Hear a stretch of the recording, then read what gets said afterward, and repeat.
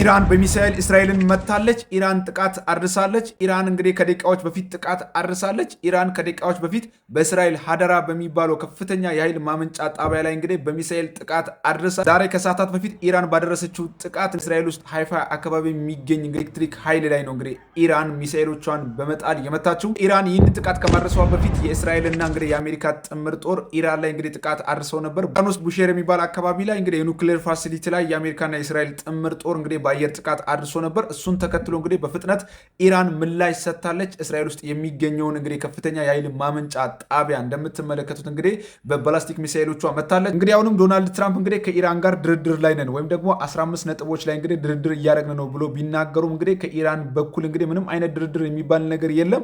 አሜሪካ ከራሷ ጋር ነው እንግዲህ ድርድር የምታደርገው በማለት እንግዲህ እንደምትመለከቱት ሀሳባቸውን አስቀምጠዋል። የኢራን አመራሮች አሁንም ምንም ድርድር የሚባል ነገር የለም እያሉ ነው። አሜሪካ ደግሞ በበኩሏ 15 ነጥቦችን ይዤ እየተደራደርኩ ነው እያለች ትገኛለች። ይህ ጉዳይ ወዴት እያመራ ነው? ይህ ጦርነት እንግዲህ መቼ ነው የሚያበቃው? በቀጠናው ያለው እንግዲህ ጦርነት አሁንም ወደ አዲስ ምዕራፍ የሚሸጋገር ነው የሚመስለው። ይህ ጉዳይ ላይ ምን ሀሳብ አላችሁ? ሀሳባችሁን ኮመንት ላይ ጻፉልን። አዳዲስ መረጃ የምትፈልጉ ከሆነ ፕላስ ምልክቷ መንካታችሁ እንዳይረሳ።